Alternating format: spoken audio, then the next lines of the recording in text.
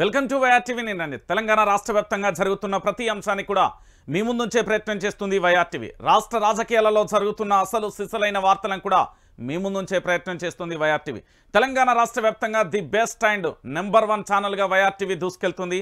దీనిపై అనేక రకాల కుట్రలు కుతంత్రాలు చేసే ప్రయత్నం కూడా చేస్తున్నారు అధికార పార్టీకి సంబంధించి సంకనాకే మీడియా. సో దానికి సంబంధించిన వీడియోలు కూడా త్వరలో బయట పెడతా ఖచ్చితంగా కూడా.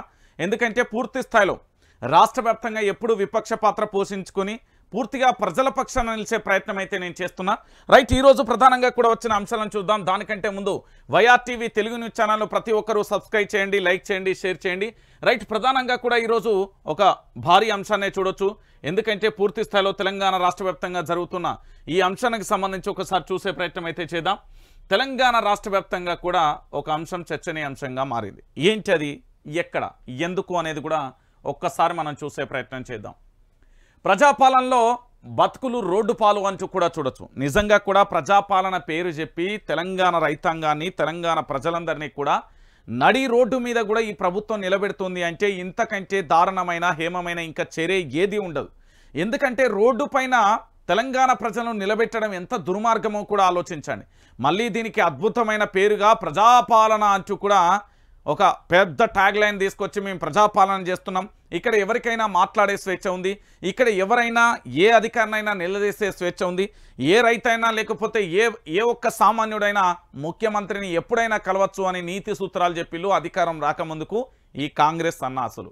కాంగ్రెస్ అధికారంలోకి వచ్చిన తర్వాత అహంకారం బలుపు అనేది వాళ్ళ ఫేసులలో ఎట్లా వెలిగిపోతుందో చూడొచ్చు. నేను అందరినీ అనట్లేదు, వలసవాద కాంగ్రెస్ నేతలు మాత్రమే అంటున్నా. నిజమైన కార్యకర్తలు ఎప్పుడు కూడా వాళ్ళ పార్టీ అధికారంలో ఉంటే చాలు, మాకు ఏం రాకపోయినా పర్వాలేదు అనే కోణంలో ఉంటారు. కానీ వీళ్ళు మాత్రం అలాంటి ఆలోచనలు లేరు. తెలంగాణ రాష్ట్ర వ్యాప్తంగా వీళ్ళ పద్ధతి ఏంటంటే ఒకటే ఒక అంశం, వాళ్ళ యొక్క పూర్తి స్థాయిలో స్వలాభం కోసం మాత్రమే చేస్తారు. దానికి సంబంధించి అయితే మనం చూస్తున్న పరిస్థితి అయితే కనబడుతుంది. ఇక దానితో పాటుగా ఈ ప్రజాపాలన ఏడికి పాలైంది, ఈ ప్రజాపాలన పాడుగాను పేరుకేమో ప్రజాపాలన చేసేదేమో రాక్షస పాలన అని చెప్పడంలో ఎలాంటి డౌటు లేదు. రైట్, ఒకసారి చూసే ప్రయత్నం చేద్దాం అసలు ఏం జరిగింది. దుర్మార్గంగా వ్యవహరిస్తున్న ప్రభుత్వం. కోదాడలో రైతులకు సిఐ బెదిరింపులు. రుణమాఫీ అడిగితే కేసు పెడతానన్న పోలీస్. పాలకుర్తిలో డబుల్ బెడ్రూమ్ ఇళ్ల నుంచి గెంటివేత. సూర్యాపేటలో సర్కారీ దవాఖానలో సిజీరన్లకు కొరత. భూపాలపల్లిలో పేద వృద్ధుల ఇల్లు కూల్చివేత. రాష్ట్రంలో విస్తరిస్తున్న బుల్డోజర్ సంస్కృతి. పేదోడు ఇండ్లను కూల్చివేస్తున్న సర్కార్. జీతాల కోసం జీహెచ్ఎంసీ కార్మికుల ఆందోళన. వానలో బైఠాయించినా పట్టించుకొని అధికారులు. వనస్థలిపురం మార్కెట్లో అధికారుల విధ్వంసకాండ. నిర్బంధాలతో బెంబేలెత్తుతున్న సామాన్యులు అంటూ కూడా చెప్తున్న పరిస్థితి కనబడుతుంది. ఇప్పుడు తెలంగాణను చూస్తే నాకు ఒక పదం గుర్తొస్తున్నది. ఏమున్నదక్కో ఏమున్నదక్క అనే ఒక పాట ఉంటుంది, మీ అందరికీ తెలుసు కదా. ఇవాళ తెలంగాణలో కూడా గదే అయిపోయింది. ఏమున్నదక్కో అన్నట్టుగా నేడు రాష్ట్రంలో పరిస్థితి ఏర్పాటు చేస్తుంది. ఎటు చూసినా ధర్నాలు, నిరసనలు, ఇల్లు కూల్చివేతలు, అరెస్టులు, ఆసుపత్రులలో మందుల కొరత, రుణమాఫీ కోసం ధర్నాలు, ఇండ్ల నుంచి గెంటివేతలు, అడిగితే అరెస్టులు. రేవంత్ సర్కార్ ఏలుబడిలో అంటే ఈ రేవంత్ సర్కార్ ఏలుబడిలో ఏమనేటట్టు లేదు, ఏం కొనేటట్టు లేదు, ఏం చేసేటట్టు లేదు అన్నట్టుగా ఉన్నది రేవంత్ రెడ్డి సర్కార్. ఎందుకు ఈ విషయాన్ని చెప్తానంటే పేదలపై ఆసుపత్రులలో చిత్కారాలు చేస్తున్నారు, రైతులను అరెస్టు చేస్తున్న పోలీసులు, పేదోడిని ఇంటి నుండి గెంటేస్తున్న అధికారులు, జీతాల కోసం నడి రోడ్డుపై ధర్నాకు దిగిన పారిశుద్ధ కార్మికులు, ఓటేసి గెలిపించినందుకు ఇదా తమకు దక్కిన ప్రతిఫలం అంటూ జనం కన్నీళ్లు పెడుతున్న పరిస్థితి కనబడుతుంది. ఇక తెలంగాణ రాష్ట్ర వ్యాప్తంగా అన్న రేవంత్ రెడ్డి పాలన 3 రంగుల జెండా వట్టి మలుసుకోని నేను పోతాననే పాట పాడాలి ఇప్పుడు. అసలు నిజంగా కూడా ఇంత రాక్షస పాలన ఎక్కడైనా ఉందా భారతదేశంలో? అన్ని రాష్ట్రాలలో ది బెస్ట్ రాష్ట్రం ఏదంటే తెలంగాణ రాష్ట్రం వైపు చూసేది. ఇవాళ భారతదేశంలో నా తెలంగాణ పరువును తీసే ప్రయత్నం చేస్తున్నారు. ఎందుకంటే వీళ్ళ స్వార్థ కుటీల రాజకీయాల కోసం మాత్రమే చేస్తున్నారు తప్ప ఈ తెలంగాణ ప్రాంత అభివృద్ధి కోసమో, ఈ తెలంగాణ ప్రాంత మనుగడ కోసమో, ఈ తెలంగాణ ప్రాంత ప్రయోజనాల కోసమో కాదు. స్వార్థపూరితమైన ప్రయోజనాల కోసం మాత్రమే వాళ్ళు చేస్తున్న పరిస్థితి కనబడుతుంది. ఇక్కడ నిజంగా కూడా మీరు ఏమైనా అనుకోరు తెలంగాణ ప్రజలరా, సిరంజి కూడా కొనుక్కొని పో. మొన్న వచ్చిన ఇంజక్షన్ లేదంటారు, ఇవాళ వస్తే ఇంజక్షన్ లేదంటారు. సూపరింటెండెంట్ని అడిగితే ఏం మాట్లాడరు. ఇక్కడికి వచ్చిన రోగులను ఇంజక్షన్ తెచ్చుకోమని అంటారు. పైసలు ఉండద్దు. ఇది సూర్యాపేట ప్రభుత్వ ఆసుపత్రి పరిస్థితి. సూదులు మందులు దొరకడం లేదని 3 రోజులుగా తిప్పించుకుంటున్నారని ఓ వృద్ధుడు తీవ్ర ఆగ్రహం వ్యక్తం చేశారు. తమను తెచ్చుకోమని చెప్తే చేతిలో పైసలు ఉండద్దా అని కూడా ఆయన ప్రశ్నించిన పరిస్థితి కనబడుతుంది. ఆఖరికి తెలంగాణ రాష్ట్ర వ్యాప్తంగా జరిగే ఈ విధ్వంసకాండ ఏంటంటే, ఇప్పుడు మన దగ్గర రూపాయి చిల్లి గవ్వలేకపోతేనే కదా ప్రభుత్వ దాకాన పోతాం. నిజంగా ప్రభుత్వ దాకానికి ఈ రాష్ట్ర ముఖ్యమంత్రి పోతాడా, ఈ రాష్ట్రానికి సంబంధించిన మంత్రి పోతాడా, పోనీ ఈ రాష్ట్రానికి సంబంధించిన ఎమ్మెల్యే పోతాడా, పోనీ ఈ రాష్ట్రానికి సంబంధించిన ఎంపీ పోతాడా? ఎవడన్నా నిజంగా చెప్తాను, ఊరు సర్పంచ్ వార్డు మెంబర్ కాడ నుండి మొదలు పెడితే ఈ దేశానికి సంబంధించిన రాష్ట్రపతి వరకు కూడా ప్రభుత్వ దాఖలకు ఎవరైనా పోతారా? ప్రధానమంత్రి నరేంద్ర మోడీ సహా అందరితో మనం మాట్లాడుకుందాం. కానీ ఇక్కడ విషయం ఏంటంటే, వాళ్ళకంటే వైద్య బృందం ఉంటుంది అనుకోండి, దేశవ్యాప్తంగా రాష్ట్ర వ్యాప్తంగా ఎవరైనా పోతారా? పోరు కదా. ఎవరు పోతారు ప్రభుత్వ దాఖానకు? చేతిలో చిల్లి గవ్వలేక, ఏంది అంటే రోగాన్ని నయం చేసుకునే స్తోమత లేక, ఆర్థిక స్తోమత లేక వాళ్ళు మాత్రమే ప్రభుత్వ దవాఖానను ఆశ్రయిస్తారు. ఇది వాస్తవం. ఎవరు అవునన్నా కాదన్నా ఇది కుండ బద్దలు కొట్టే అంశం. ఇది వాస్తవమైన విషయం. సో ఆ పేదోడిని కూడా సిరంజీ కూడా కొనుక్కొచ్చుకోమంటల్లా అంటే ఇక ఇది ఏం పాలన అనేది ఒకసారి మీరు అందరూ ఆలోచించాలి. దయచేసి తెలంగాణ ప్రాంత బిడ్డలారా, మీరందరూ కూడా దయచేసి ఆలోచించాలి. ఈ తెలంగాణ రాష్ట్ర వ్యాప్తంగా రాష్ట్రంలో పరిస్థితి అద్దం పట్టే దృశ్యాలు ఇవి. అధికార యంత్రాంగం కూల్చివేతలు, అరెస్టులతో సామాన్యులను బెంబేలెత్తిస్తుంది. నోరు తెరిచి మాట్లాడితే నేరమన్నట్టుగా ప్రస్తుత పరిస్థితులు ఉన్నాయి. రైతుల నుంచి మొదలు పెట్టుకుంటే రోడ్లపై మామూలు చిన్న దుకాణం నడిపే వాళ్ళ వరకు అందరికీ భయమే. ఎప్పుడు ఏమవుతుందో తెలియని ఆందోళన అందరిలో కూడా నెలకొన్న పరిస్థితి కనబడుతుంది. ఎందుకంటే తెలంగాణ రాష్ట్ర వ్యాప్తంగా కూడా మీరు ఎక్కడి పోయినా ఏం చేసినా కూడా రాష్ట్ర వ్యాప్తంగా ఇదే కనబడుతున్న పరిస్థితి కనబడుతుంది. ఇగో ఇది భూపాలపల్లి జిల్లా. ఇది చాలా బాధాకరమైన విషయం. మీకు ఇక్కడ కనబడుతున్న దృశ్యం ఏంది అనేది కూడా చూస్తే చాలా భయం వేస్తుంది, బాధేస్తుంది. మనం 6 గాలం కష్టపడి ఇటుక పేర్చుకొని ఒక ఇల్లు కట్టుకుంటాం. ప్రతి ఒక్క సామాన్యుడి యొక్క చిరకాల కోరిక ఏంటో తెలుసా? ఒక ఇల్లును నిర్మించుకోవడం. తనకంటూ ఒక సొంత ఇల్లు ఉంది అనే చిరకాల కోరిక నెరవేరక చాలామంది కూడా అసలు బాసిన పరిస్థితి ఈ తెలంగాణలో చాలా చోట్ల కూడా కనబడుతుంది. మీ అందరికీ తెలిసిన విషయమే. ఈరోజు పేద వృద్ధుల గూడు కూల్చేశారు. భూపాలపల్లి జిల్లా కేంద్రంలో నిర్మాణంలో ఉన్న ఇంటిని అధికారులు కూల్చేశారు. ఎలాంటి అనుమతులు లేకుండా కడుతున్నారంటూ డోజర్తో కూల్చివేశారు. ఉదయమే తరలివచ్చిన పోలీస్, రెవెన్యూ, మున్సిపల్ అధికారులు బాధితులు తమ గూడు వెళ్ళబోసుకుంటున్నా వినకుండా వారిని అక్కడి నుండి బలవంతంగా తరలించారు. ఇంటి యజమానిని పోలీసులు అదుపులోకి తీసుకున్న ప్రస్తుత దృశ్యాలకు సంబంధించి కూడా కలిసివేస్తున్నాయి. ఈయన వయసు ఎంత ఉంటుందండి? ఒక్కసారి మీరే ఆలోచించండి. తెలంగాణ ప్రాంత బిడ్డలారా, ముసలాయన వృద్ధుడు. ఈయన ఇంటిని కూల్చేస్తున్నారంటే ఇంతకంటే దుర్మార్గమైన పాలన ఏమన్నా ఉంటుందా? అరే రేవంత్ రెడ్డి, నాకు అర్థం కాదు. రేవంత్ రెడ్డి, నీదేమన్నా రాక్షస పాలన లేకపోతే ఏం పాలన అనేది? ఏం పాలన నాకు అర్థమవుతుంది. నువ్వు అంటావు కదా రండాగాను, మరి రండా పాలన నీదేమన్నా? ఏం సంకేతం ఇస్తాను ఈ తెలంగాణ ప్రాంత బిడ్డలకు? నువ్వేం సంకేతం ఇస్తాను అసలు? పేదోడి ఇల్లు కూల్చేయడానికి నీకు మాత్రం మనసొప్పుతుంది, ధనవంతులకు మాత్రం స్టేలు ఇస్తా. అరే జిల్లాలో ఎక్కడో మాలుమూనపల్లె, భూపాలపల్లెకి సంబంధించి వృద్ధ, అరే ఏముంటుందండి? చావు దగ్గరికి వచ్చిన వయసులో వాళ్ళకు అనారోగ్యంతో వాళ్ళకు సహకరించేది, వాళ్ళకి ఏంది బాధ? ఈ కన్నీళ్ళు ఏంది? ఏమన్నాయా ఆ పెద్ద మనిషి పానం విడితే ఎవరు దానికి బాధ్యత? రాష్ట్ర ప్రభుత్వం బాధ్యత వహిస్తుందా? అరే ఒక ప్రభుత్వం వచ్చినప్పుడు ఒక ఇల్లును కూల్చేయాలన్నప్పుడు దానికి ఇంటికి నోటీసులు ఇస్తుంది, దాంతోపాటు టైం ఇస్తుంది, దాంతోపాటు పునరావాసం కల్పిస్తుంది, దాంతోపాటు ఎంతో కొంత ఆర్థికంగా కూడా సహకారం అందిస్తుంది. అది ప్రభుత్వాల యొక్క నైతిక బాధ్యత. ఇది వాస్తవమైన విషయం. ఎవరు అవునన్నా కాదన్నా ఇది నిజం. ప్రభుత్వాల యొక్క నైతిక బాధ్యత. కానీ ఈరోజు తెలంగాణ రాష్ట్ర వ్యాప్తంగా ఏం జరుగుతుందండి? అరే వృద్ధుని ఇల్లు కూల్చేసిర్రండి భూపాలపల్లిలో. ఇంతకంటే దారుణం ఏముంటుంది? ఇగో దీనికోసం వర్షంలా ఈ బుధపుణ్య ప్రాజెక్టు కార్యాలయం లేదు, అక్కడ తెలంగాణ ఆడబిడ్డలు జిహెచ్ఎంసీ కార్మికులు జీతాల కోసం రోడ్డెక్కారు. 15,000 జీతానికి 9,000 ఇస్తున్నారంటూ వర్షంలోనే జిహెచ్ఎంసీ ఆఫీస్ ముందు ఆందోళనకు దిగారు.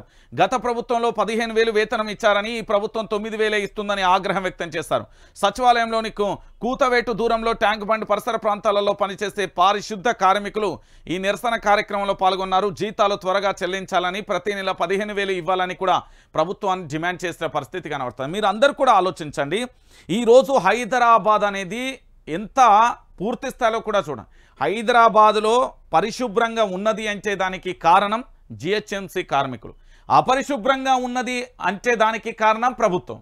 ఎందుకంటే ప్రభుత్వం ఇష్టానుసారంగా వ్యవహరించి ఇష్టానుసారంగా చేస్తే పని చేయరు. పని చేయకుండా అనవసరంగా ఇప్పటికే తెలంగాణ రాష్ట్ర వ్యాప్తంలో ప్రతి ఇంట్లో ప్రతి గడపలో కూడా ఒకరు మంచాన పడ్డ పరిస్థితి కనబడుతుంది.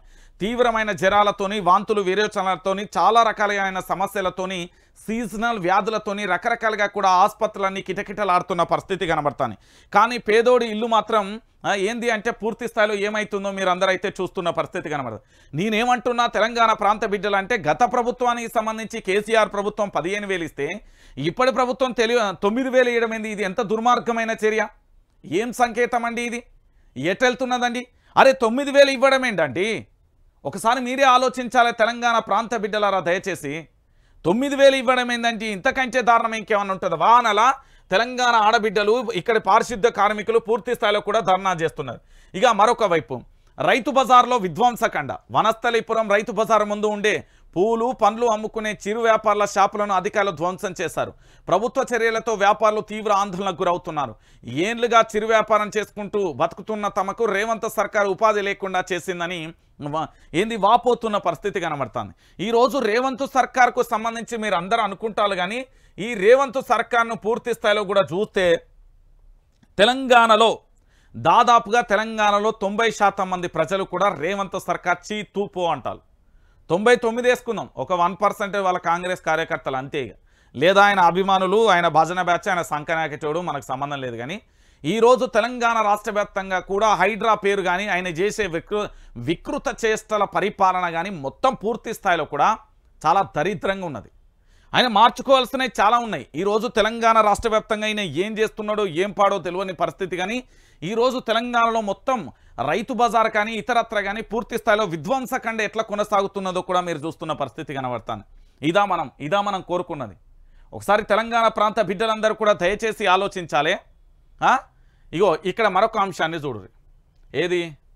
పేదోడి గూడుకు సీజ్. ఇది అసలు నాకు తెలిసి బహుశా భారతదేశంలో ఎక్కడా చూడరు. ఒక సామాన్యమైన రొట్టె, KGF సినిమాలో ఒక బన్ను కోసం అంటే రొట్టె కోసం నువ్వు ఇంత అల్లాడుతున్నావు అంటే దాని కష్టం ఏందో తెలుసు అని చెప్తారు కదా. ఈరోజు తెలంగాణలో ఉండడానికి నివాసం కోసం తెలంగాణ ప్రాంత బిడ్డలందరూ కూడా అల్లాడిపోయే పరిస్థితి వచ్చింది. నిజంగా ఘోరమైన పరిస్థితి అండి ఈరోజు తెలంగాణ రాష్ట్ర వ్యాప్తంగా. పాలకుర్తిలో గత ప్రభుత్వం ఇచ్చిన డబుల్ బెడ్రూమ్ ఇండ్లను రెవెన్యూ పోలీస్ అధికారులు ఖాళీ చేయించారు. జనగామ జిల్లా పాలకుర్తి మండలంలోని తొర్రూరు జే గ్రామంలో బీఆర్ఎస్ హయాంలో నిర్మించిన డబుల్ బెడ్రూమ్ ఇండ్లలో నివసిస్తున్న నిరుపేదలను బుధవారం ఉదయం ఖాళీ చేయించిన రెవెన్యూ సిబ్బంది సీల్ వేయించారు. గత సంవత్సరం గ్రామ సభలో లబ్ధిదారులను ఎంపిక చేసిన ఇప్పటి వరకు కూడా పట్టాలు అధికారులు ఇవ్వలేదు. కాంగ్రెస్ నాయకుల దౌర్జన్యంతో పట్టుబట్టి నిరుపేదలను ఖాళీ చేస్తున్నారు. ఉన్నపలంగా రెవెన్యూ పోలీస్ అధికారులు ఇళ్లలోకి చొరబడి ఇంటి సామాగ్రిని పడివేస్తే తాము ఎక్కడికి పోవాలని ప్రశ్నిస్తున్నారు. ఇంట్లోని నివాసం ఉంటున్న లబ్ధిదారులు ప్రాధేయపడిన అధికారులు పట్టించుకోవడం లేదు. ఇప్పటికైనా ఎమ్మెల్యే దయతలిచి తమకు డబుల్ బెడ్రూమ్ ఇల్లు పట్టాలు ఇవ్వాలని కోరుతున్నారు. ఓటు వేసి ఎమ్మెల్యే యశస్విని గెలిపించుకుంటే తమకు దక్కిన ప్రతిఫలమని ఆయా కుటుంబాలు విలపిస్తున్నాయి. ఇక్కడ ఏం జరుగుతుందండి? ఇప్పుడు వాళ్ళకు ఒక చిన్న ఇల్లు ఇస్తే వాళ్ళు పూర్తి స్థాయిలో కూడా ఏం జరుగుతుంది తెలంగాణ ప్రాంత బిడ్డలకు తెలియదా? తెలంగాణ రాష్ట్ర వ్యాప్తంగా తెలియదా? ఏం చేస్తారు, ఏం కథ అనేది? ఎక్కడికి చూసినా మీరు అందరూ కూడా తెలంగాణ ప్రాంత బిడ్డలందరూ గుర్తుపెట్టుకోవాలి. దయచేసి నేను చెప్పేది, పేదోడికి ఇల్లు లేకుంటేనే కదా ఇల్లు కావాలరా అంటాడు. ఎమ్మెల్యేకి ఏమన్నా ఇల్లు కావాలన్నా? డబుల్ బెడ్రూమ్ ఇల్లు, లేకపోతే ఎంపీకి కావాలన్నా, ఎమ్మెల్సీ కావాలన్నా, మంత్రులకు కావాలన్నా, సీఎంకు కావాలన్నా? డబుల్ బెడ్రూమ్ ఇల్లులో ఉండమని చెప్పుర్రి ఈ పోటు మునగాలను. సిగ్గు శరం పోతుంది. డబుల్ బెడ్రూమ్ ఇల్లులలో ఉండమనం. ఏదో పేదోడు ఉండడానికి పూర్తి స్థాయిలో కూడా ఇక్కడ ఇల్లు అడిగితే ఈరోజు రాష్ట్ర వ్యాప్తంగా కూడా ఈ జరుగుతున్న పరిస్థితి ఎంత దారుణమైన పరిస్థితి అండి. ఒకసారి తెలంగాణ ప్రాంత బిడ్డలందరూ కూడా దయచేసి ఆలోచించాలి. తెలంగాణ రాష్ట్ర వ్యాప్తంగా కూడా చాలా ఇండ్లకి ఇట్లా ఇస్తారు. వీళ్ళు ఇప్పుడు కట్టుబట్టలతో బయటికి పోతారు. ఈ పాలకుర్తి ఎమ్మెల్యేకు సంబంధించిన యశస్విని వాళ్ళ అత్తగారు ఉంటారండి, ఆమె షాడో ఎమ్మెల్యే. అధికారిక కార్యక్రమాలలో చాలా బహు విధంగా కూడా పాల్గొంటున్నారు. మరి ఎందుకు పాల్గొంటున్నారు ఏందో అనేది కూడా మనకు కూడా తెలియని పరిస్థితి కనబడుతుంది. అంటే రేవంత్ రాజ్యంలో ఏం నడుస్తున్నది, ఏం కథ అనేది కూడా చూడాలి. ఇక తెలంగాణ రాష్ట్ర వ్యాప్తంగా ఇంకొక అంశం ఏంటంటే 1,00,000 రుణమాఫీ కాదు, కోర్టు ఖర్చులు 1,00,000 అయితే ఏం నిరసన? ఇప్పుడు పోతారు, 1,00,000 రూపాయలు ఖర్చు పెట్టి తిరుగుతారు. 1,00,000 రూపాయల రుణమాఫీ కోసం ఇంత చేస్తున్నారు కదా, లోపలేసి కేసు పెడతా, ఒక్కొక్కరికి 1,00,000 రూపాయలు ఖర్చు అవుతుంది, పోలీస్ స్టేషన్ తిరగండి అంటూ రుణమాఫీ అవ్వలేదని నిరసన రైతులపై అధికారిని రులక్ ప్రదర్శించారు. కోదాడ బ్యాంకు దగ్గర బుధవారం చేసుకున్న సంఘటన ఇది. ఆందోళనకు దిగిన రైతులను సిఐ రజితారెడ్డి బెదిరిస్తూ అందరినీ కస్టడీలోకి తీసుకోవాలని కానిస్టేబుల్ను ఆదేశించారు. 4 ఎక్కే ఆటోలో 11 మంది రైతులను ఎక్కించి పోలీస్ స్టేషన్కు తరలించారు. ఇప్పుడు ఏమయ్యా రేవంత్ రెడ్డి గారు, ఏం ప్రభుత్వం అయ్యా, సిగ్గుపోయే ప్రభుత్వం. పోలీసోళ్లను ముంగట పెట్టుకొని నడిపిస్తున్నావు, పోలీసోళ్లను ముంగట పెట్టుకొని నడిపిస్తున్నావు. ఏంది వాళ్ళు నిరసన తెలిపితే తల్ప ఎవడియమన్నా నీ హామీ, నీ బొంగులో హామీ ఎవడడిగిండ్రా, నీ హామీలను ఎవడడిగిండు, నీ హామీలు ఎవడడిగిండు, మేనిఫెస్టో ఎవడడిగిండు, ఎందుకు ఇచ్చినావు? నువ్విచ్చిన మాట మీద నువ్వు నిలబడలేదు. వీళ్ళని కాదు బొక్కలేసుకపోడు, ఫస్ట్ నిన్ను బొక్కలేసుకపోవాలి. మీ కాంగ్రెస్ పార్టీ ముఖ్యమంత్రిని, కాంగ్రెస్ పార్టీ మినిస్టర్లను, ఎమ్మెల్యేలను, ఎమ్మెల్సీలను, ఎంపీలను అందరినీ బొక్కలేయాలి. నా కొడుకులను ఒక్కొక్కరిని బొక్కలెత్తే అప్పుడు తాట తీస్తే అప్పుడు తెలుస్తుంది. ఏందో నాటి ఎవడియమన్నాడండి హామీలు వీళ్ళను. రుణమాఫీ ఏకకాలంలో లచ్చ 9వ తారీఖు గిట్ల పోయి గట్ల తెచ్చుకొని ఎందుకు ప్రజలను మోసం చేసినావు? ప్రజలను ఎందుకు హిప్నాటిజం చేసినావు? ఈరోజు బ్యాంకు దగ్గర నిరసన తెలుపుతున్న వాళ్ళను, పూర్తి స్థాయిలో బ్యాంకు దగ్గర నిరసన తెలుపుతున్న వాళ్ళను ఇబ్బంది చేసే ప్రయత్నం చేయలే ఈ కాంగ్రెస్ ప్రభుత్వం. ఇదా కాంగ్రెస్ ప్రభుత్వం? ఏంది బొక్కలేసి ₹1,00,000 ఖర్చు అవుతాయా? ఏసీ చూడు, వారం రోజులకి ఎఫ్ఐఆర్ నమోదు చేసి చూడు, నీ పోలీస్ స్టేషన్ అక్కడున్న వ్యవస్థ ఎట్లా పనిచేస్తుందో మేము చూస్తాం. రైతులంటే చిన్న చూపు అనుకుంటా. ఈ రాష్ట్ర డీజీపీకి చెప్తున్నా, అయ్యా డీజీపీ గారు, మీరు తినేది 4 మెతుకులే. ఇక్కడ కష్టపడి ఆ 4 మెతుకులను పండించే రైతన్న పొట్టగొట్టి ఆయన జీవితాల మీద వాళ్ళని భయభ్రాంతులకు గురి చేయకురి. ఈ అధికారి మీద సస్పెండ్ వేటు వేరి. ఫస్ట్ రైతులను అరెస్టు చేసే స్వేచ్ఛ గనక ఈ తెలంగాణ ప్రభుత్వంలో పోలీసులకు ఉంటే, పోలీసులను అరెస్టు చేసే స్వేచ్ఛ కూడా రైతులకు ఉంటుంది. మరి రాజ్యాంగం నీకొకటి అయితే మాకొకటి కాదు. ఇక్కడ రాజ్యాంగం ప్రకారం ఉంది. ఏం రాజ్యాంగం? ఎవని రాజ్యాంగం? పానాలు పోతుంటే రాజ్యాంగం చట్టాలు చుట్టాలు అవుతాయి. ₹1,00,000 రుణమాఫీ నిరసన చేస్తే అరెస్టు చేస్తా అంటారు. పేదోడింటికి సీజ్ చేస్తాడు. పాలకుర్తిలేమో ఇంట్లోకి వెళ్ళి గెంటేస్తారు. ఇంకొకటి ఏంది, హైడ్రా పేరు చెప్పి లంగ పనులు, మొత్తం ఇవే పని, కొత్తగా ఏం లేదు. ఏంది ఇది? ఈ తెలంగాణలో లేకపోతే ఇది ఏమైనా వల్లకాడి చేద్దాం అనుకుంటున్నారా? నా తెలంగాణ చెప్పురి, కాలికి కాటి జాపేటట్టు ఈ తెలంగాణను ఆగం చేద్దాం అనుకుంటే అట్లనన్నా చెప్పురి. మేము మొదగాలే ఫిక్స్ అవుతాం. ఈ తెలంగాణ ప్రాంత బిడ్డలందరికీ కూడా, తెలంగాణ ప్రాంత బిడ్డలందరికీ కూడా మొదగాలే చెప్తాం మేము. తెలంగాణ ప్రాంత బిడ్డలారా, మీరు అనుకున్న తెలంగాణ కాదు ఇది. మన తెలంగాణ ఎప్పుడో పోయింది, మరి మన తెలంగాణ కాదు, ఏంది కథ అనేది చూడుర్రి. ఇగో ఈ మేడమే రజితారెడ్డి అట, సిఐ ఎస్ఐ అన్నట, పోలీస్ ఆఫీసర్. బొక్కలేస్తుందట. ఏం బొక్కలేస్తుందండి? ఏడికి బొక్కలేసి ఒకే ఆటలో 11 మందిని అరెస్ట్ చేసింది. ఏం చేస్తున్నారు ఎమ్మెల్యేలు, బీఆర్ఎస్ పార్టీ నాయకులు, బీజేపీ వాళ్ళు ఏం చేస్తున్నారు? ఈ పోలీస్ స్టేషన్ ముట్టడించాలి, అరెస్టు చేయడానికి ఎంత ధైర్యం? రైతుల జోలికి రాకుండా మనం చూసుకోవాలండి. తెలంగాణ ప్రాంత బిడ్డల ఇంతకంటే దారుణం ఇంకొకటి ఉంటా? అది ఇంత ఘోరమా, ఇంత అన్యాయం, ఇంత అడవి సల్లగుండా తెలంగాణ రాష్ట్ర వ్యాప్తంగా ఆగమైపోతున్న పరిస్థితి కనబడుతుంది. ఇక దీంతో పాటుగా ఇంకొకటి ఏంటంటే, తెలంగాణలో ఇదొకటి ప్రస్తుతం ట్రోల్ అవుతున్న వీడియో. రేవంత్ సర్కార్కు మానవత్వం లేదా? రేవంత్ సర్కార్కు ఏం లేదు. రాసుడు ఎందుకన్నా మనం, రేవంత్ సర్కార్కు మానవత్వం లేదా అంటే రేవంత్ సర్కార్కి ఏం లేదు కదా, దీంట్లో భయపడాల్సిన అవసరం లేదు. వేదశ్రీ గురించి చెప్తూ ఉద్వేగానికి గురైన కేటీఆర్, హైడ్రా బాధితుల పక్షాన ఉంటామని వెల్లడి. మూసీపై కాంగ్రెస్ నేతలవి పొంతనలేని మాటలు. ఏంది ఫతేపూర్ ఎస్టీపీని సందర్శించిన బీఆర్ఎస్ నేతలు అంటూ కూడా చెప్పిన పరిస్థితి. ఈ చిన్న పాపనే, ఈ చిన్న పాప ప్రస్తుతం సోషల్ మీడియాలో ట్రోల్ అయిపోతున్నది. రేవంత్ సర్కార్ పూర్తి స్థాయిలో కూడా ఏంది అంటే, ఈ హైడ్రా పేరుతోని వాళ్ళ ఇళ్లను గుల్చేస్తూ ఉంటే ఆ వేదశ్రీ మాటలకు తెలంగాణ ప్రాంతం మొత్తం కూడా పులకించిపోయింది, కన్నీళ్ళు ఎమోషనల్ అయిపోయింది. అయ్యో చిన్న బిడ్డ అండి, చిన్న బిడ్డ, తనకు కూడా అర్థమైపోయింది రేవంత్ సర్కార్ గురించి. ఇంకా మీకు అర్థం కాకపోతే, అరే మనం తినేది ఉప్పు కారం రానైనా, మన ఒంట్లో జావలే, మనం ఎప్పుడూ పోరాటం చేస్తూ ఉండాలి. ఈ తెలంగాణ రైతాంగానికి, తెలంగాణ గడ్డకు న్యాయం జరిగేంత వరకు మనం పోరాటం చేస్తూనే ఉండాలి. లేకపోతే ఈ తెలంగాణ రాష్ట్ర వ్యాప్తంగా ఆగమైపోతాం. ఎవ్వడికి భయపడాల్సిన అవసరం లేదు. వాళ్ళకు లాఠీ దొరికితే మీకు ఇంకోటి దొరుకుతుంది, వాళ్ళకు పెన్ను దొరికితే మీకు ఇంకోటి దొరుకుతుంది, వాళ్ళకి ఇంకోటి ఉంటే మనకి ఇంకో చట్టాలు ఉంటాయి. అది భారత రాజ్యాంగం, ఇది మన రాజ్యాంగం. రాజ్యాంగాలలో 2 రకాలు ఉంటాయి, మీరు తెలుసుకోర్రి. అది వ్యక్తిగత రాజ్యాంగం, మన రాజ్యాంగం అంటూ మనకు ఒకటి ఉండాలి. లేకపోతే ఈ సమాజంలో బతకమన్నా, ఇది కలియుగం. నేను చెప్తున్నా, ఈ సమాజంలో మనం బతకాలంటే మనకంటూ ఒక రాజ్యాంగాన్ని మీరు పెట్టుకోర్రి. లేకపోతే తెలంగాణ ప్రాంత బిడ్డలారా ఆగమైపోతారు. మీరు ఈరోజు అనుకుంటున్నారు కదా, తెలంగాణ రాష్ట్ర వ్యాప్తంగా రేవంత్ సర్కార్కు సంబంధించి మానవత్వం లేదా అంటే, మానవత్వం ఉంటే హైడ్రా పేరుతో పునరావాసం కల్పించమను, నోటీసులు ఇవ్వమను, పూర్తి స్థాయిలో వెకేట్ చేసే వరకు వెయిట్ చేయి. కొంపలేమంటకపోతున్నాయి ఇప్పుడు అంటే. తెలంగాణ ప్రాంత బిడ్డలందరూ కూడా ఆలోచించాలి. ఇదే విషయం మీద ఏది మన కేటీఆర్ అన్న మాట్లాడింది. ఏం మాట్లాడింది తెలుసా? పోరాటం కొత్త కాదు, పోరాటం అన్నది కొత్త కాదే ఓ తల్లి లచ్చమనమ్మ అని పాట ఉన్నది కదా, మీ అందరికీ తెలిసిందే కదా. తెలంగాణ రాష్ట్ర వ్యాప్తంగా కూడా బీఆర్ఎస్ పార్టీని, నిజంగా చెప్తున్నా, బీఆర్ఎస్ పార్టీ అనేది ఒడుదొడుకుల పార్టీ, కష్టజీవుల పార్టీ.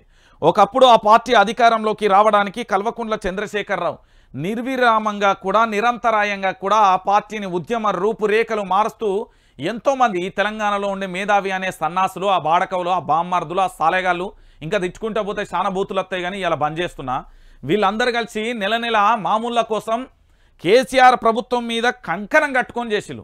ఆ బెంగుళూరు మోకాన పోయి ఆడ సంచులు తెచ్చుకొని ఈ తెలంగాణలో పూర్తి స్థాయిలో ఆగం చేసే పరిస్థితి చేసిలు. నేను చెప్తున్నా కదా, తెలంగాణ ప్రాంత బిడ్డలు అందరూ చెప్తున్నా, ఓపెన్ స్టేట్మెంట్. ఎవడనా కానీ పోయిర్రు, కట్టలు తెచ్చుకొని ఒక వ్యూహాత్మకంగా ఒక ప్రణాళికను సిద్ధం చేసుకొని ఒక రకంగా రచించి మరీ కూడా బీఆర్ఎస్ ప్రభుత్వం మీద బట్టగాల్చి మీదేసారు. మీరేమన్నా అనుకోరి, నా దగ్గర ఆధారాలు ఉన్నాయి, ఎవిడెన్స్లు ఉన్నాయి, కెమెరాలు, దాని ఏమంటారు, సీసీ ఫుటేజ్ ఉంది, ఆడియో ఫుటేజ్ ఉంది. ఈ బాడకవులు, ఈ లుచ్చాగాలు చేసిన పని కోట్ల రూపాయలు తెచ్చుకున్నారు, లక్ష రూపాయలు తెచ్చుకున్నారు. మేధావి వర్గం అనేటోడు, ఆ ప్రశ్నించే ఆ లొట్ట పీసు ఈ లొట్ట పీసులు అందరూ కలిసి కేసీఆర్ ప్రభుత్వానికి సంబంధించి కూలగొట్టడానికి రకరకాల శక్తులు ఓడుగట్టినాయి. నేను చెప్తున్నా కదా, ఈ తెలంగాణను సర్వనాశనం చేయడానికి ఆంధ్ర పెత్తందారి వ్యవస్థ ఆధ్వర్యంలో నడిచిన వ్యూహరచన. నేను చెప్తున్నా కదా, మేధావులు అని తెలంగాణలో ఉంటారు చూడు, వాళ్ళ ఇండ్ల మీద ఈడీ కానీ సిబిఐ రైడ్లు చేస్తే తెలంగాణలో కళ్ళు చెదిరే ఆస్తులు బయటపడతాయి వాళ్ళవి. నేను చెప్తున్నా కదా, గుర్తుపెట్టుకోరి. పార్టీ నిర్మాణంపై ఫోకస్ పెడదాం, మరింత దృఢంగా తయారు చేద్దాం.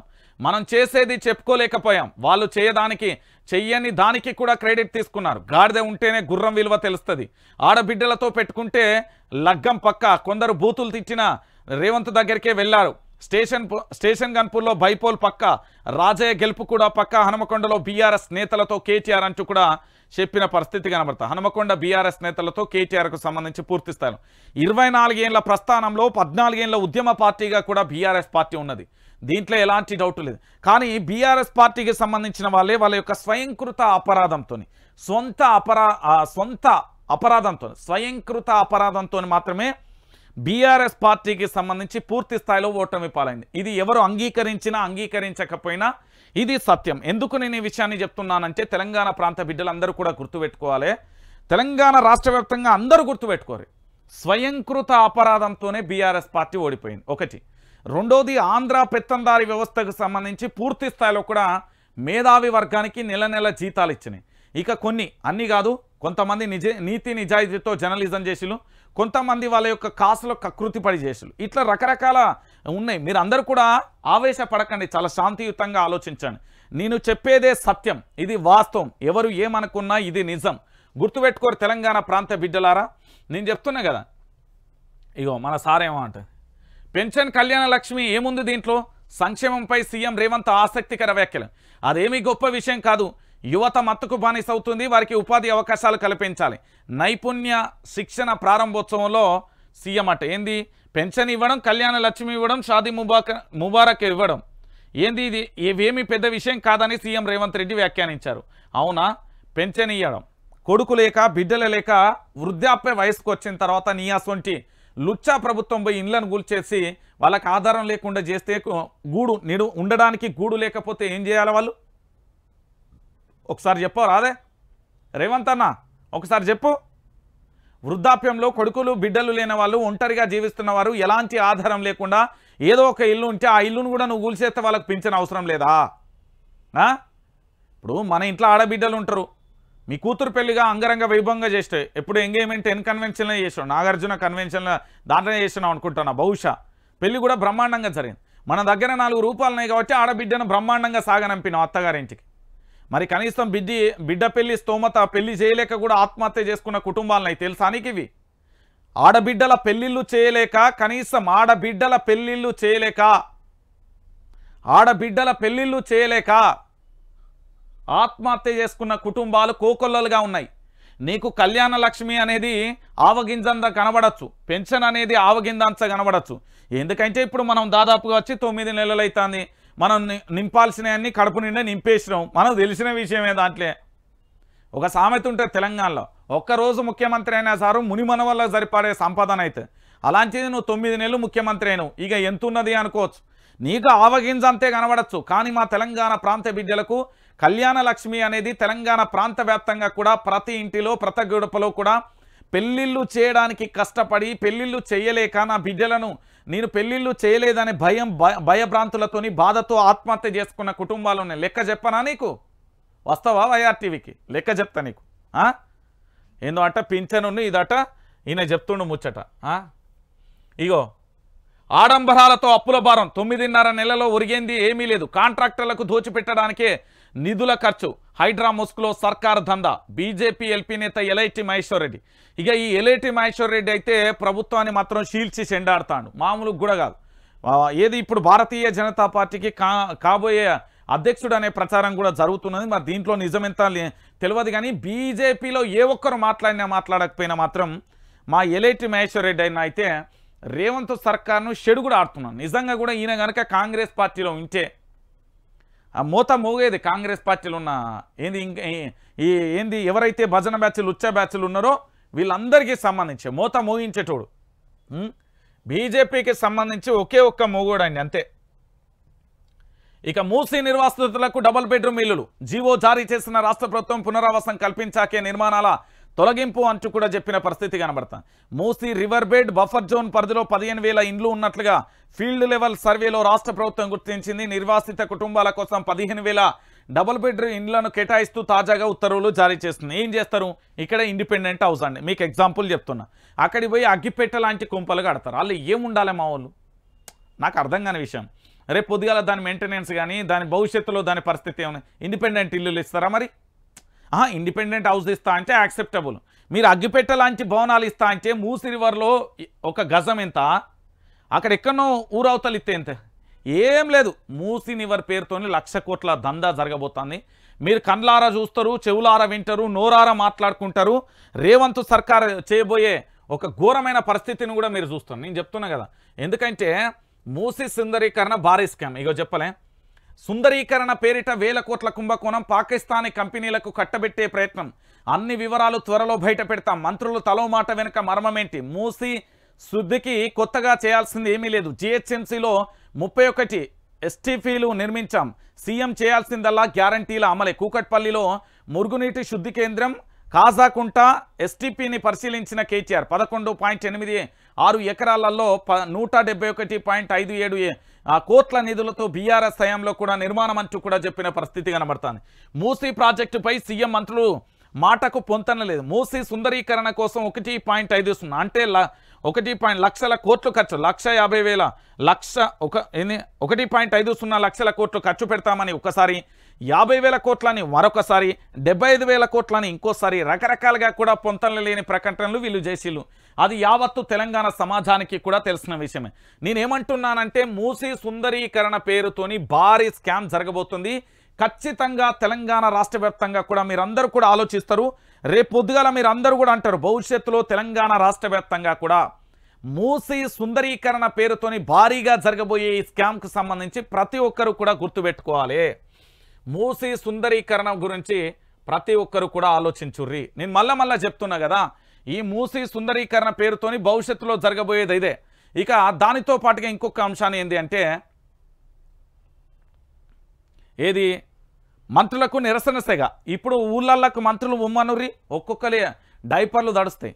నిన్న ఏంది అంటే ఏది ఉద్దండపూర్ నిర్వాసితులు కలవకుండానే వెనుదిరిగిన మంత్రులు ఇక మునిగిన వచ్చం పంప్ హౌస్ చూడలే, హెలికాప్టర్ టైం అయిపోతుందంటూ వెళ్ళిపోయిన ఉత్తమ్ జూపల్లి అంటూ కూడా చెప్పిన. తెలంగాణ రాష్ట్ర వ్యాప్తంగా రైతులు కనుక ఇప్పుడు తిరగబడాలి. మీరు తిరగబడితేనే మీకు న్యాయం జరుగుతుంది, లేకపోతే తెలంగాణ రాష్ట్ర వ్యాప్తంగా మీకు అన్యాయమే జరుగుతుంది.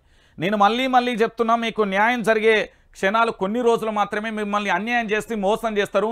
తెలంగాణ రాష్ట్ర వ్యాప్తంగా ఇప్పుడు మంత్రులు ఊళ్ళల్లో అడుగుపెట్టాలంటే పరిస్థితి ఏంది తెలుసా? నెంబర్ 1 హైడ్రా తెచ్చి ఆగం తెచ్చినవేంద్ర ఓరు ఆరి వినబడుతుందా అంటారు.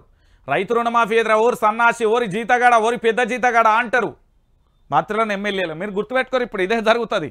ఇగో మంత్రుల అరాచకాలను ఎండగడతాం, విచ్చలవిడిగా కాంగ్రెస్ నేతల అవినీతి. నల్గొండ బీఆర్ఎస్ సమావేశంలో కేటీఆర్ స్థానిక అంశాలపై పోరాడతామని వెల్లడి. జగదీష్ రెడ్డి నివాసంలో కొనసాగిన భేటీ పార్టీ బలోపేతంపై నేతలకు దిశానిర్దేశం అంటూ కూడా చెప్పిన పరిస్థితి కనబడుతుంది.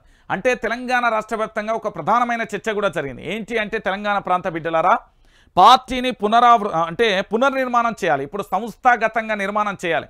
చేస్తే గనుకనే ఇక్కడ తెలంగాణ రాష్ట్ర వ్యాప్తంగా కూడా భారీగా కూడా తెలంగాణ రాష్ట్ర వ్యాప్తంగా ఏమవుతుంది అంటే ఇక్కడ పూర్తి స్థాయిలో కూడా దీని నిర్మాణం మరొకసారి పటిష్టంగా 24 ఏళ్ల ప్రస్థానం కాబట్టి ఈసారి బీఆర్ఎస్ పార్టీ పటిష్టత చూస్తే ఒక్కొక్కరికి చిచ్చు పడాలి, అంత స్ట్రాంగ్ చేయడానికి సిద్ధపడ్డరు.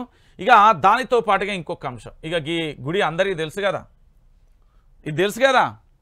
ప్రస్తుతం మన అక్క ములుగు మంత్రి, మన పేరేం పేరు ఉండే, సీతక్క పాపం పేరు మర్చిపోయాను, సీతక్క మంత్రి గారి జిల్లాలో ఇది అందరికీ తెలిసిన విషయమే. ఒక్కసారి ఇది చాలా గొప్ప విషయం, ఈరోజు చాలా గొప్ప విషయం, ప్రభుత్వానికి చాలా గొప్ప విషయం, సిగ్గుపోతుంది నేను చదివిన తర్వాత. మైనింగ్ కోరళ్లలో మహాశిల్ప శిఖరం, చారిత్రక రామప్ప ఆలయానికి ఓపెన్ కాస్ట్ ముప్పు. ములుగు జిల్లా వెంకటాపూర్ వద్ద ఓపెన్ గని, బొగ్గు తవ్వకాలకు కాంగ్రెస్ సర్కార్ అనుమతి. ఇక పేలుళ్లతో కదులుతున్న ఆలయ పునాదులు, 5 కిలోమీటర్ల వరకు తవ్వకాలు వద్దన్న సుప్రీం. క్వారీ నుంచి 4.5 కిలోమీటర్ల దూరంలోనే ఆలయం. విధ్వంస గనికి మహానీయుడు పివి పేరు. 2012లో అడ్డుకున్న నమస్తే తెలంగాణ పర్యావరణ ప్రేమికులు, పురావస్తు నిపుణులు, తెలంగాణ సమాజం, తెలంగాణ ఉద్యమకాలు. కాంగ్రెస్ సర్కారు మళ్ళీ రాగానే కదిలిన ఫైల్. ఒక్కసారి దీని సంగతి చూద్దాం. భారతీయ శిల్పకళకు శిఖరమైన ప్రతీక రామప్ప, చారిత్రక సాంస్కృతిక వారసత్వ సంపదకు ఉత్తిష్ట ఉదాహరణ రామప్ప.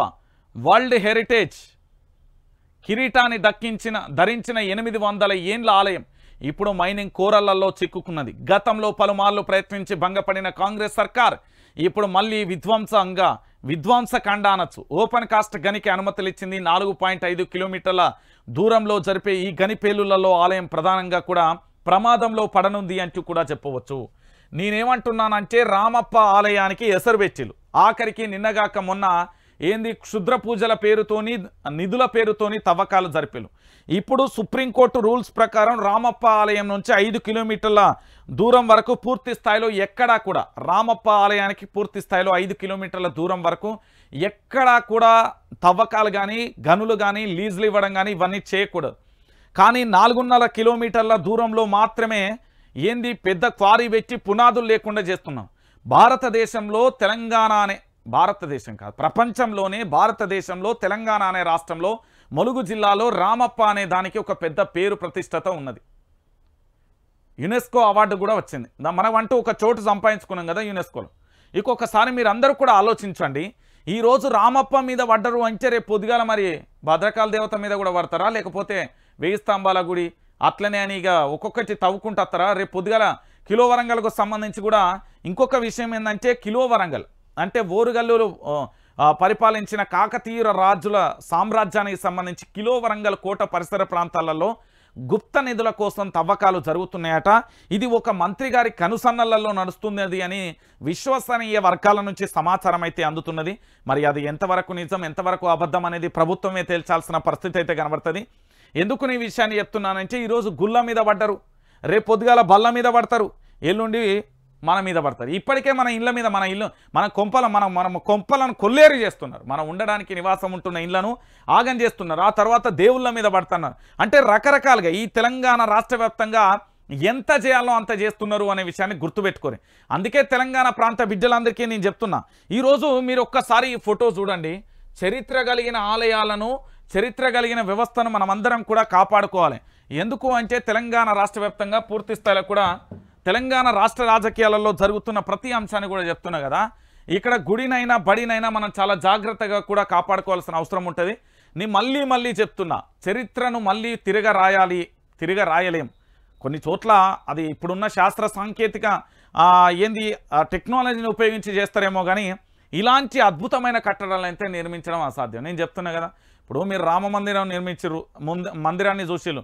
అదే మా వరంగల్ జిల్లాలో 1000 స్తంభాల గుడికి కానీ, రామప్ప ఆలయంలో కానీ ఆ పూర్తి స్థలం అక్కడ కట్టడాలను చూస్తే ఆశ్చర్యాన్ని వ్యక్తం చేస్తారు. ఇక దానితో పాటు ఇంకొక విషయం ఏంటంటే ఇప్పటికే భూగర్భంలో కూడా ఒక ఆలయాన్ని కట్టిలు, ప్రపంచంలోనే అంతు చిక్కంది. దాంతోపాటు కాశీని కట్టిన పట్టణాన్ని ఎవరు కట్టిలో చరిత్రలో కొన్ని కట్టడాలు చరిత్రలో కూడా ఎవరికి అందు, కానీ కొన్ని కట్టడాల గురించి చరిత్ర చెప్తుంది. కాబట్టి నేనేమంటున్నానంటే తెలంగాణ ప్రాంత బిడ్డలారా, ఈ కాంగ్రెస్ సర్కార్ ఒకటి ప్రజలను ఒక్కరినే మోసం చేసుడు కాదు, ప్రజలను ఒక్కరినే ఇంటి నుండి చేసుడు కాదు, ప్రజలను ఒక్కరినే జీవితాలను నాగం చేసుడు కాదు. ఈ కాంగ్రెస్ సర్కార్ తనకు నచ్చినట్టుగా తనకి ఇష్టం వచ్చినట్టుగా వ్యవహరిస్తుంది. పిచ్చోడి చేతిలో రాయి పరిపాలన అవుతుంది.